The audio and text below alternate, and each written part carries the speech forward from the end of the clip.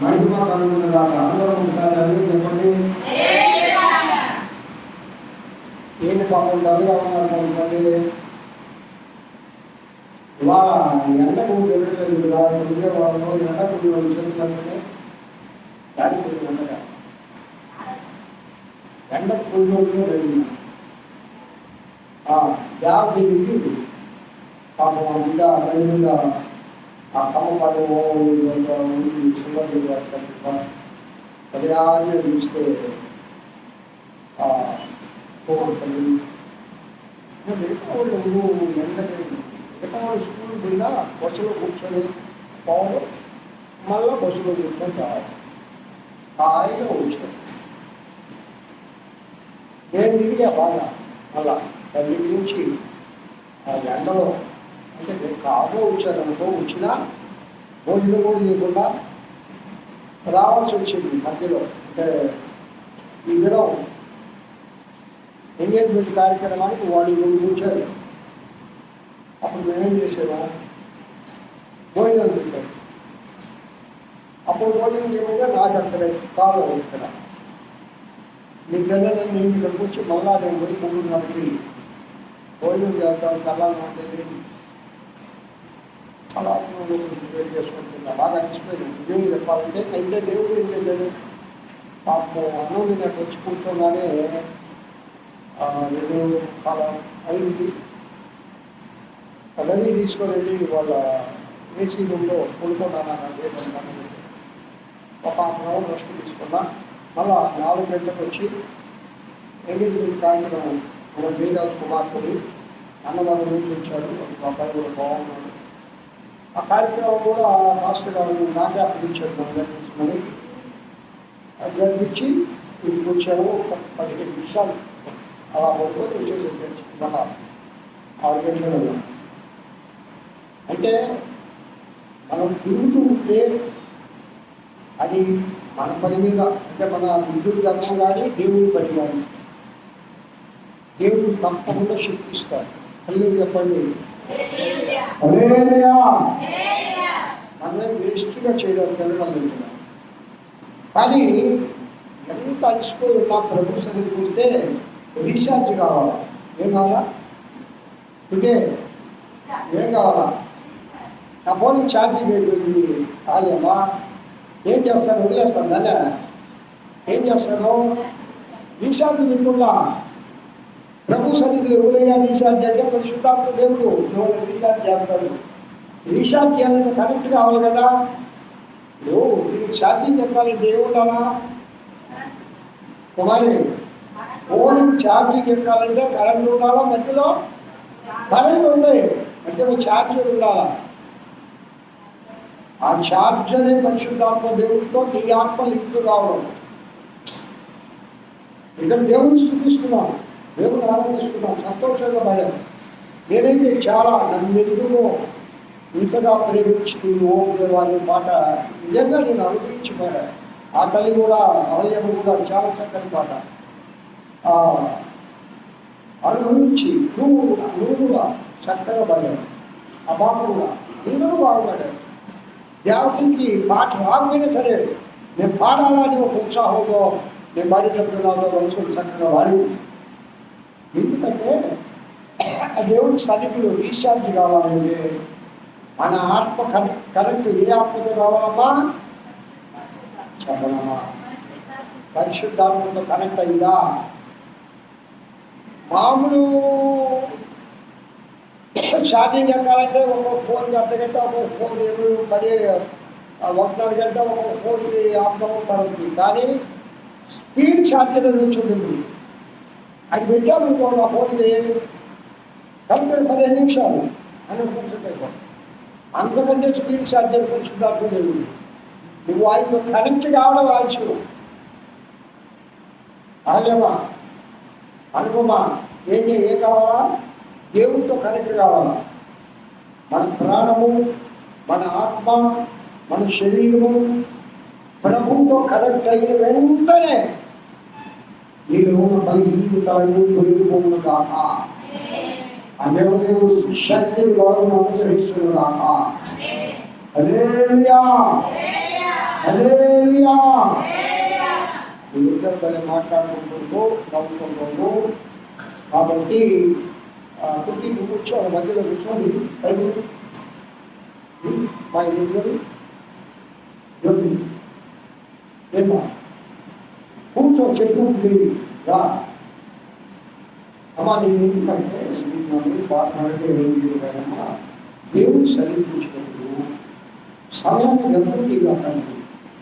మళ్ళా కాదు సమయం మీకు అర్థం కావలేదు. ఈ సమయం వల్ల రాదు.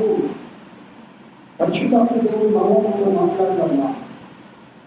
కొద్ది సమయం కదా, ఎంత నేను 20 నిమిషాలు చెప్పను కదా, 20 minutes ప్రభు మన సభ్యులం పైకి వెళ్ళినప్పుడు జాలీగా సంతోషంగా. ఎవరు ఎప్పుడు సంతోషంగా ఉండాలంట, ఉత్తమంతో ఉండకూడదు. ముఖ్యంగా ఎవరికి దేని బట్టి సంతోషిద్దామా? యెహోవాను బట్టి సంతోషించేవారు అత్యధిక బలము పొందుతారు అని దేవుడి గ్రంథంలో లిఖితమైంది. కాబట్టి ఎవరుడా ఎవరి కాలంలో ఏమన్నా ప్రసంగంలో సంతోషించమనడు. ప్రసంగి ఆఖరి ఎవరు ఎవరుడా ఎవరురా ఎవరి కాలంలో సంతోషించు అని వదులుతుంటో నువ్వు దేని బట్టి సంతోషిస్తున్నావు అవన్నీ ఆ ప్రేమ దగ్గరికి మళ్ళా వదిలి తీసుకురావాలి. కాబట్టి మంచి విషయంలో సంతోషిస్తున్నారంటారు. అందరూ చెప్పండి. నేను వాక్యం చదువుతాను.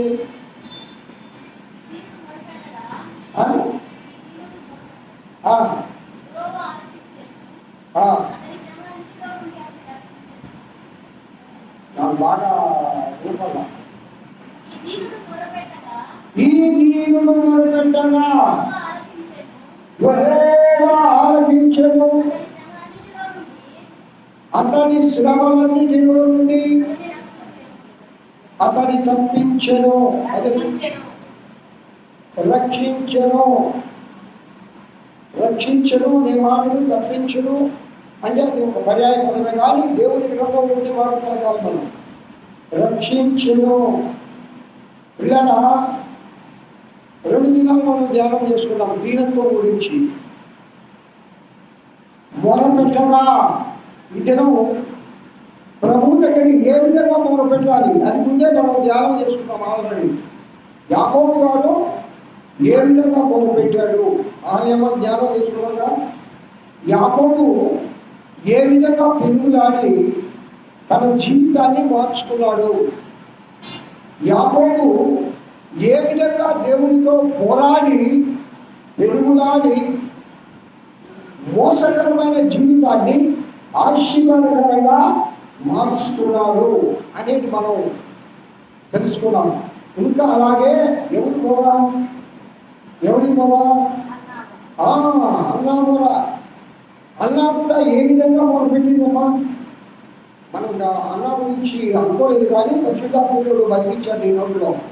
నేను ఎస్టేర్ మొర అని చెప్పి అనుకున్నా, కానీ పరిశుద్ధాత్మ దేవుడు బతికించిన మాటను బట్టి ఇదేను ఆత్మదేవుడు నోటితో మాట్లాడు కావా. అన్నా హలో చెప్పండి. అన్నా ఏ విధంగా మొదలుపెట్టింది? అమ్మా అన్న ప్రార్థన చేసినప్పుడు పరిస్థితులు ఏమన్నా బాగున్నాయా? తెలుసుగా మీకు అన్న గురించి. మొదటి భార్య, అలాగే భర్త చేత అధికంగా ప్రేమించబడే భార్య. మూడో మంచి ఆధిక్యత ఏంటంటే అన్నాకు బాగా ధనవంతురాలు. ఇంకొక మాట కూడా చెప్తా, అన్న మంచి అందగత్తె. లోక సంబంధంగా ఏమైతే ఉన్నావో అన్నీ ఉన్నాయి, కానీ ఆమె లోటు ఉంది. అదేంటంటే బిడ్డలు లేకపోవడం, గుర్రాలు అయిపోయింది. అది ఎంత లోటు, తీరని లోటు. ఎన్నున్నా భర్త అంటాడు, అమ్మా నీకు నేను 100 బిడ్డలతో సమానం కదమ్మా, నువ్వు ఉన్నా కదమ్మా అంటే దాంతో ఒప్పుకుంటుందమ్మా. మనసుకు కుదురు పడిందా? కుదురు పడిందా? 100 బిడ్డలతో సమానం కదమ్మా. లేదు, నాకు నా బిడ్డే కావాలి. నా గర్భాల బిడ్డగా నువ్వు నన్ను అధికంగా ప్రేమిస్తున్నావయ్యా, నేను కాదని లేదు. నాకు నా గర్భాన్ని పుట్టిన బిడ్డ పుట్టి నాకున్న ఈ అవమానాన్ని తీసేయాలి సమాజంలో, ముఖ్యంగా దాని గురించి బాధపడుతుంది. అసలు అన్నాకి ఎక్కువ బాధకరమైనది పక్కనే లేనింది కూడా, పక్కనే బల్యం, పక్కనే బల్యం. తన భర్తకు ఇంకొక భార్య. అసలు అంత నరకం స్త్రీ అనుభవించడం చాలా కష్టం. స్త్రీకి ఎన్నున్నా కూడా అది కానీ నిండా సంతోషించు. అవునా కదమ్మా? ఆ విలువింత బంగారం తెచ్చిపెట్టు భర్త నీకు. నీ భర్తకు నీలాంటి వ్యక్తితో ఇంకొకరితో సంబంధం ఉంది, నీకు విలువింత బంగారం బతకాలంటే నువ్వు ఒప్పుకుంటావా? ఏ స్త్రీ ఒప్పుకోదు. నువ్వు నాకు ఏమున్నా లేకపోయినా పర్వాలేదు, కానీ నువ్వు నా సొంతమే.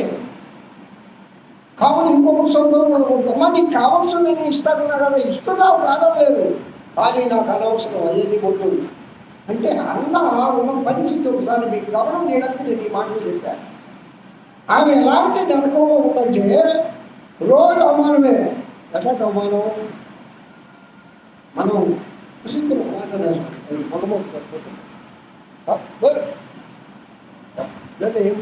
బుద్ధి లేదు, అనుభవం అలాంటి. నా చెవితో విన్నానమ్మా, నేను చేసింది పల్లెటూరులో కంపానీలో ఒక రోజు స్కూల్కి వెళ్తా ఉన్నా. అక్కడ ఒక ఇంట్లో ఫంక్షన్. సరే నా బండి చేసుకొని పోవడానికి స్కూల్ దాకా పల్సర్ బండి ఉంది, బాగా రష్గా ఉంది కాబట్టి బండి అక్కడ వెళ్ళాను. సరే నేను నడుచుకుంటా ఉన్నా. అమ్మనక్కడ ఒక 5-6 ఏదో పళ్ళాలు కొట్టుకొని ముందు తోటాయిలు ఆయించుకుంటా వస్తూ ఉన్నారన్న. నేను వస్తూ ఉన్నాను, ఆయనకు ఒక ఆమె వస్తుంది, నాకు తెలియదు. అక్కడ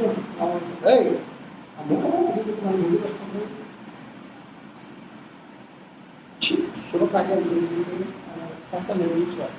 నిజంగా ఆమె చాలా మంచిదమ్మా. పక్క జరిగినంత మాత్రమేమా అంత చూడకనా? ఆ గుడ్రాలు ఏమంటుంది గొప్పవాళ్ళు, ఆ గుడ్రాలు నీ మొహం చూపించుకోకు, బిడ్డలేదానా? వివిధ రకాలుగా అన్న తన యొక్క భర్త రెండవ భార్య అయిన ఆ పేరేందమ్మా పెళ్ళిళ్ళ ఆ మాటలు ఇది నరకం అనిపిస్తుందమ్మా. అమ్మా ఏమ్మా ఈరోజు ప్రార్థనకు రాలేదు కుమారమ్మ అంటే నాకు మనసే బాగాలేదు. ఏమ్మా ప్రార్థనకు రాలేదంటే నాకు తలకాయ నొప్పి. ఇంకొక మాట అడిగితే నాకు ఈరోజు పెద్ద శోధన ఇంట్లో, ఆ శోధన ఏడమరాల్చేది, మళ్ళీ ప్రార్థన కాడొచ్చేది. వాళ్ళేమా చిన్న శోధన కాదు, పెద్ద శోధన. నేను రాలేదు. మనం ఏం చేస్తామంటే దానికే అంకితం అయిపోతాం, ఆ బాధని భరాయించలేదు. నావేమి చూడండి అందరూ, అన్నమ్మ ఇంత ఓధంలో, ఇంత వేదంలో, ఇంత బాధలో కూడా ఒకటి మర్చిపోరా, దేవుడి పాదాలు కొట్టుకోవడం మర్చిపోలేదు. అనేది చెప్పండి. దేవుడిని ప్రార్థించడం మర్చిపోలేదు, ఉపస్థితిలో మర్చిపోలేదు.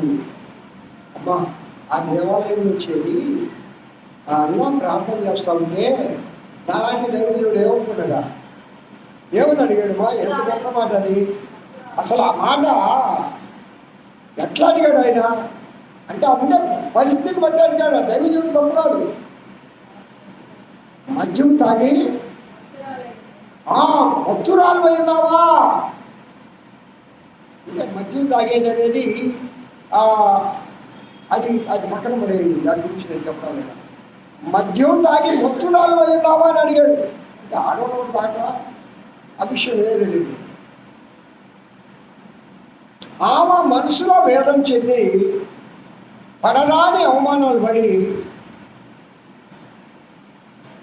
దేవుని దగ్గర మొరపెట్టుకుంటుంటే ఆ గొప్ప దైవజనుడు ఆయన, దేవుని స్వరమినే దైవజనుడు, చిన్న ఆయన కాదండి.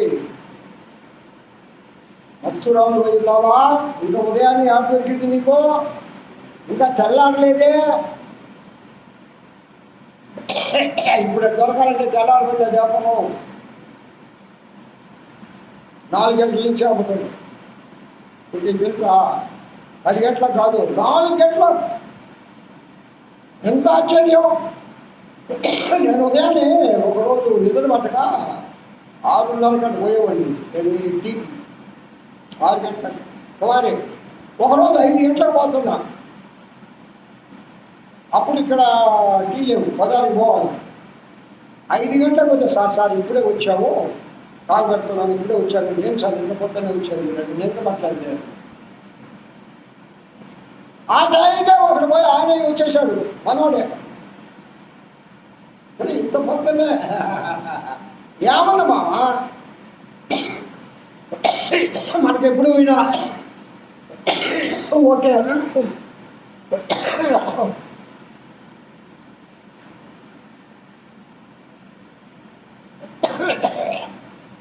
మనకెప్పుడు పోయినా ఓకే అందా. అదే గుర్తుందా లేదా ఆ రోజు మేము ఇవ్వకపోతున్నాను, భార్య అని మన చెట్టుకు వాడికి ఎక్కలేదు. ఒకప్పుడు మా అంత ఎందుకు చెప్తున్నానంటే ఆయన అడిగాడు అక్కడ, ఇంత ఉదయాన్ని నీకు మందిరం మొత్తాను మధ్యాహ్నం నుంచి వచ్చింది, మొత్తం దిగిపోయావు ఏంటి? ఆమె రాత్రంతా ప్రార్థించింది. ఒక్కొక్కటే ప్రార్థన లేదా 3 దినాలు ఉంటుంది ఆ యొక్క ఆలయంలో. 3 దినాలు ఏమా, 3 దినాలు ఆమె రాత్రంతా ప్రార్థించి రోదన చేస్తూ ఉంది, మొర పెడుతూ ఉంది. ఆ మొర ఇతరులకు ఏమేమి కనిపిస్తుందంటే భక్తురాలైందేమో అనిపిస్తుంది. కానీ ఆమె దేంతో భక్తురాలైందంటే దేవుని ఆత్మతో భక్తురాలైంది. అదే చెప్పండి. చాలా మంది పరిశుద్ధాత్మ ఉంది బా ఏదండి బాగా భాషలు మాట్లాడతా వాళ్ళు ఉండే ప్రవర్తన చూసి నన్ను అడిగాడు, వాళ్ళు కూడా తాగుతారా? ఇంకొకటి అడిగాడు, ఏం పట్టిందా? ఏం పట్టింది? దేవుడు కాదు నాయన, దేవుని ఆత్మచేత వాళ్ళు నిర్మించబడ్డారు. ఎవరినన్నాను కానీ పరిశుద్ధాత్మ గారు అన్నావా, నువ్వు జీవితంలో నీకు క్షమాపణ ఎప్పుడు అనగా తెలియదు అంటే అతను అన్నిటి లేదు, అతనికి దైవత్వం గురించి తెలియదు, దేవుడి గురించి తెలియదు. అట్లాంటి వాళ్ళన్నా దేవుడు క్షమిస్తాడు. అన్నీ తెలిసి అంటారు కొంతమంది, చాలా మంది దైవజనులే అన్నారు. నన్ను మేము యువకుడుగా ఉన్నప్పుడు అది అందరూ దేవుడు పట్టుకోలేదు కదా, అన్నారు. ఇక్కడ కాదు, మేము పోయేదాన్ని నీకేనయ్యా పరిశుద్ధాత్మ నీళ్ళు పట్టుకోలేదు అన్నాను. అంటే అంత ఆవేశము, అంత నిబద్ధత, అంత బోధ అది మానవుడుగా మనకు రాదమ్మా. మనం లాగా చేయలేము. దేవుని ఆత్మ చేయగలిగిన బాగుంది. ఆ ఆత్మ కల్పించే మాటలు అమ్మా. ఎవరికి మనం గుడాల పండుగలో ముగ్గురు 5 ఆరాధన చేస్తుంటే మధ్యలో ఆరాధన ఇంకా ఆఖరిలో పాట అయిపోతుందంటే రమేష్ అన్న ఎలా మాట్లాడారు పరిశుద్ధాత్మతో? ఏమ్మా 8 లక్షల మంది ఆయన ఊరు అక్కడ గొప్ప దైవజనుడు ఎంత మాట్లాడాడు తెలుసా అమ్మ. నాకైతే ఆశ్చర్యం వేసింది. ఏడు నాకు పడ్డాడు. అప్పుడు ఆత్మచేతపడ్డాడు. ఓ అది నిజంగా అది ఒకడానికి చెప్తా ఉంటున్నా అని అనుకున్నాను. తప్పని అది ఒక నా జీవితంలో కూడా ఇంత ఆనందం, అంత ఆనందాన్ని దేవుడు ఉండాలని చూశాను, అనుభవించాం. కానీ కాదు ఆత్మలో నింపబడే విధంగా మనుషులతో కాదు వాడు దేవుడితో మాట్లాడుతున్నాడు. అంత ఆధిక్యత ఇంకొకటి వస్తుంది. ఆధిక్యత పొందడం బట్టి దేవుడికి స్తోత్రాలు తెలియదా? హల్లెలూయా. ఆదిక్యత పరిశుద్ధాత్మ దేవుడు మన సంఘంలో ప్రతి బిడ్డకు దయచేయునుగాక, ప్రతి బిడ్డకు దయచేయునుగాక, ప్రతి బిడ్డకు దయచేయునుగాక. ఇలా అన్నమ్మ పడే వేదన అంతా ఇంత కదమ్మా. ఎంత ఎంత చిన్నపోయిందమ్మా, ఎంత తప్పు చేసి మాట్లాడుతుందో తెలుసా? మీరేనా ఎంత తప్పు చేసి మాట్లాడుతుంది. అందుకే దేవుడి దగ్గర తన హృదయంతా దేవుడి దగ్గర ఆమె దారమోసి తన ప్రాణం సైతం తీసేసుకోదేవా, నాకు అవసరం లేదు, నేను ఈ అవమానాన్ని భరించలేను, నాకు ఒక బిడ్డ తెచ్చేదైనా ఈ అవమానం తీసేయమందంటే ఇంకొకసారి ఆ బిడ్డ నాకొద్దు. ఆ ప్రతిష్ఠ చూడండి, దేవుడికి ఇది గుర్తుపెట్టుకుంటాను. ఆ బిడ్డ నాకొద్దు,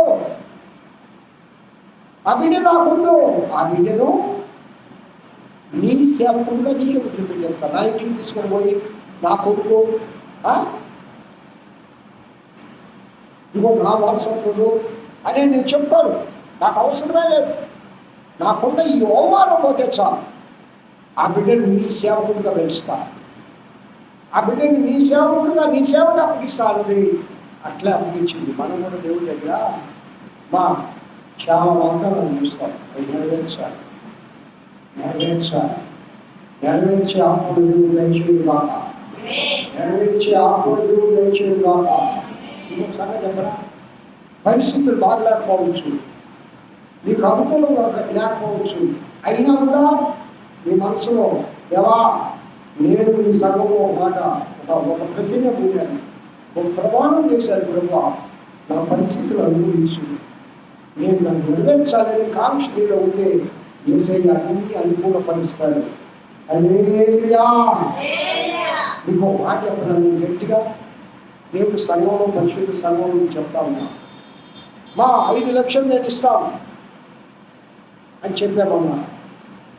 నా కాడ అంత డబ్బు నిజం. పరిశుద్ధ దేవుడి సంఘంలో ఉంది నేను చెప్తున్నాను. నా కాడ 5 లక్షలు డబ్బు ఇక్కడ నుండి ఎందుకు పంపించావు ప్రభు? ఆ ఇంటికి పోయి కొడుకొని మంచుకొని ఆలోచించా. నా కొడుకు ఉంటే వాళ్ళు ఉండే బిజినెస్ వాళ్ళకుంది. సరే నాన్న ఇచ్చేయి అన్నాడు ఆయన చాలా సింపుల్గా. ఎవరుగా దేవుడుగా దేవుడుగా వాడేమనుకున్నా నా దగ్గర ఉందిగా అనుకుంటున్నాను. సరే నాన్న ఇచ్చేది 5 లక్షలు దేవుడికే కదా చాలా సింపుల్గా. నా దగ్గర ఉండడానికి నాకు ఒక నిరీక్షణ ఉంది, నాకు ఒక నిరీక్షణ ఉంది. నేను అవిశ్వాసగా ఉండడంలా నేను విశ్వసిస్తున్నా, నా ప్రభువు నాకు దయచేస్తాను. అది మీరు చెప్పండి. ఎవరి కోసం ఇదే? నా ఆడవాళ్ళ కోసమో, నా గొప్పతనం కోసమో, నా బిడ్డల కోసమో, మరెవరి కోసమో కాదు. నా ప్రభువు మందిరం కట్టబడాలని నిజంగా రోజు పరిశుద్ధాత్మ దేవుడు నా నుంచి పలికించాడు. కదా పరిశుద్ధాత్మ దేవుడు పలికించాడు. ఆ మాట దేవుడు నెరవేర్చడా? చెప్పడమ్మా, నెరవేర్చడా? మాకు రావాలా? ఇంకొక 30 లక్షల దాకా డబ్బులు రావాలా? రాకుండా ఎక్కడికి పోతాయి? తప్పకుండా వస్తాయి. దేవుడు తప్పకుండా కార్యం చేయడు కాక. మీకు మరొకసారి చెప్తున్నానండి, ప్రభు సన్నిధిలో నువ్వు ఏమి వాగ్దానం చేశావో ఆ వాగ్దానాన్ని నెరవేర్చావా? ఇక్కడ అన్నమ్మ నెరవేర్చిందా లేదా? అన్న అమ్మో నీకు సంగతి తెలిసే సమయంలో బహు సౌందర్యవంతుడు, అందమైన కుమారుడు ఇచ్చాడు దేవుడు, బహు జ్ఞానవంతుడు కూడా. అలాంటి అందమైన చిన్న బిడ్డలో పాలు విడిచే వరకు నిన్నంతే అక్కడ. అది ఆ పాలు విడిచేది 8 దినాలు తల్లి పాలిస్తుంది బిడ్డకి. 3 నువ్వు చెప్పు. 8 సంవత్సరాలు తల్లి బిడ్డకి పాలిస్తుంది. 1.5 సంవత్సరం లేక 2 సంవత్సరాలు. 3 సంవత్సరాలు దాకా వాళ్ళు కూడా ఉంటారు కొంతమంది. కానీ 2 సంవత్సరాలు లేక 2.5 సంవత్సరం అయితే ఆ 2.5 సంవత్సరమే బిడ్డని దగ్గరించుకొని ఆ బిడ్డడికి చూడండి, చిన్నప్పుడే తల్లి అంట ఉగ్గు పాలతో ఏం బోధించింది? అదే చెప్పండి. మోషే తల్లి, అమ్మా మోషే తల్లి ఉగ్గు పాలతో ధర్మశాస్త్రం మొత్తం చెప్పింది. అందుకే మోషే ఏమన్నాడు? ఈ యొక్క రాణి కుమారుణ్ణి అనిపించుకోవడం కంటే నా ప్రజలతో ఎంత అంటే ఎంత బోధించింది తల్లి. కావున తల్లిగారా నీ బిడ్డలకు బోధించాడు చిన్ననాటి నుంచి. పెద్దవారైతే నీ మాటలు అనుభవం అనుకుంటున్నావు, నువ్వు చెప్తే వెళ్ళిపోతే నీ మాటలు అయిపోయింది. ఎప్పుడు చెప్పాలా? నీ పొట్టి బిడ్డలతో ఉన్నప్పుడు నీ పాలతోనే నేర్పించాలి. ఎప్పుడు ఆ పాలు పరిశుద్ధాత్మతో నువ్వు ఉండాలా. మీకు ఒక సంగతి జ్ఞాపకం చేస్తా. ఇక్కడ మా మేరమ్మ మొదటి గర్భం ధరించినప్పుడు రాజమండ్రిలో మేము ఉండాం. అప్పుడు నాకు ఉద్యోగం రాలా. ఆ సన్నగా ఉండేది. మేమిద్దరం ప్రతిరోజు సాయంకాలం ఒక విశ్వాసం ఇలా పోయి బ్రేక్ పెట్టేవాళ్ళం. వాళ్ళందరూ టీసీలు, గార్డులు, రైల్వేలు మంచి ర్యాంకులు పంపేవాళ్ళు. అందరూ కూర్చునేవాళ్ళు, ఇంతమంది కంటే ఎక్కువ. అమ్మ అక్కడ పరిశుద్ధాత్మ పోయి ఆమె ఎదురుగా ఉంటే వాళ్ళందరూ ఆఫ్లో లేని నువ్వు చిన్న బిడ్డవమ్మా, అలా గర్భంతో ఉన్నావమ్మా, అలా ఎదురుందమ్మా అని చెప్తూ ఉండేది. నాకు ఒకటే జ్ఞాపకం అవుతాను. మా బేబీకి వచ్చిన ఆ యొక్క కృప ఎక్కడంటే, చిన్నప్పుడు తన తల్లి గర్భంలో దేవుని ఆత్మతో నింపబడి ఆమె ఉంటే ఆమె గర్భంలో ఉండింది. ఆ కృప ఉండింది ఆ బిడ్డ. అల్లుడు చెప్పండి ఒకసారి, ఇంకొకసారి చెప్పండి. నానా నాకేం అవసరం లేదు, ఇవన్నీ వద్దు, నేను వచ్చేస్తున్నా, నేను వస్తాను, దేవుని ఆలయానికి రావాలి, చర్చికి రావాలి, ఎంత కష్టమైన పడతాను. రోజంతా నిలబడి డ్యూటీ చేయాలి. సండే రెస్ట్ తీసుకోవచ్చుగా, సండే హాయిగా రెస్ట్ తీసుకోవచ్చుగా. లేదు నాన్న, వచ్చి ఆమె రాకపోయినంత మాత్రం నేను జరగకుండా పోయేది ఏం లేదు. ఎవరో ఒకటి కనిపిస్తారు కదా, మనం ఏమనుకుంటాం, బాగా ఉండదు కలిసిపోతుందే, ఆదివారం కదా, ఆదివారం రోజు గుర్తుకోవాలా, మనం సోమవారం బడికి పోవాలా, ఇవన్నీ ఆలోచిస్తాం. అలాంటి ఆలోచించింది ఎక్కడి నుంచి వచ్చిందయ్యా ఈ కృప అంటే? తన తల్లి గర్భంతో ఉన్నప్పుడే పరిశుద్ధాత్మ చేత నింపబడి ఆ గర్భంలో ఆమె ఉండేది కాబట్టి దేవుడు ఆకర్షించాడు. అల్లే చెప్పండి, పిల్లరా. మోషే తల్లి చిన్ననాడే మోషేను ఆ విధంగా ఉప్పు పాలతో పెంచింది కాబట్టి నాయకుడిగా మారాడు. సమూయేలు తల్లి ఉప్పు పాలతో దేవుని యొక్క మహాశక్తిని, యెహోవా దేవుని జీవమును, యెహోవా దేవుని ధర్మశాస్త్రమును, యెహోవా దేవుని ప్రతిష్టను బోధించింది కాబట్టి సమూయేలు ప్రవక్త మహారోషము కలిగిన ప్రవక్తగా మారాడు. హల్లెలూయా. మరి మన బిడ్డలను కూడా బిడ్డలా అమ్మ వివాహం కాని బిడ్డలు మీకు చెప్తా ఉన్నా, మీ బిడ్డలు కూడా ఆ విధంగా పెంచండి. చిన్నప్పుడే ప్రభు కృపలో పెంచండి చాలు. ఇది లోపం ఏది వద్దమ్మా, ఏది వద్దు. దేవుని కృపలో పెంచండి.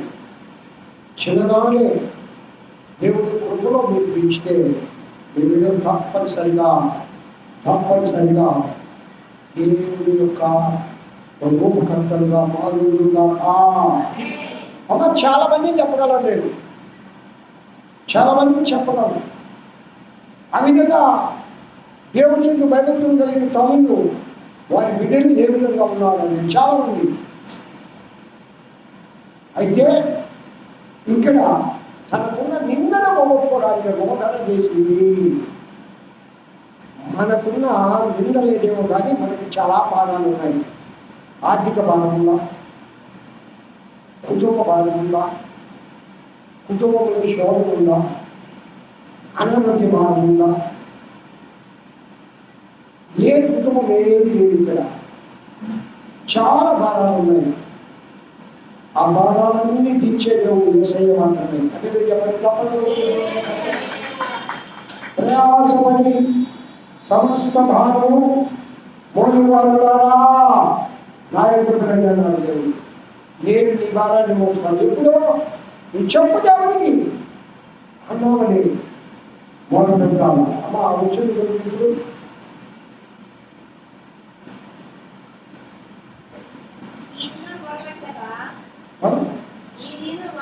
ఈ దీనుడు మొదలుపెట్టగా యెహోవా హల్లెలూయా. నేను చెప్పించండి నా ఈ దీనుడు రావడం మొదలుపెట్టగా అది మనం అందరం పలికాక ఈ దినం కూడా పరిశుద్ధాత్మ దేవుడు ఏం చెప్తున్నారంటే నువ్వు మొదలు పెడితే దేవుడు నీ యొక్క కాంక్షను తీరుస్తాడు, నీ ఆశను తీరుస్తాడు, నీకున్న బాధను తీసేస్తాడు, నీకున్న శోభను తీసేస్తాడు, నీకున్న వ్యాధి తీసేస్తాడు, నీకున్న కష్టాలను తీసేస్తాడు, నీకున్న ఆర్థిక ఇబ్బందులు తీసేస్తాడు. నీ కోరికను దేవుడు నెరవేర్చినదాకా లోకంలో ఎవరు నెరవేర్చాడు. లోకంలో మనుషులు నమ్ముకున్న కంటే యెహోవాను ఆశ్రయించుకోలేదు, రాజులను నమ్ముకున్న కంటే అది చెప్పండి. దేవుడి గ్రంథంలో ఉండే మాట నేను చెప్పేది కాదు. కాబట్టి దేవుడిని ఆశ్రయించండి, అల్లాహ్ని మొదలుపెట్టి ప్రార్థించి దేవుడి కృపను పొందుదుగాక. అలాంటి కృపలో ఆ దేవుడు మనందరినీ నడిపించుగాక. దేవుడి వాక్యం దీవించి ఆశీర్వదించుగాక. ఇదేమో అమ్మా దేవుడికి నువ్వు ప్రార్థన చేయాలి. స్తోత్రం. ప్రార్థన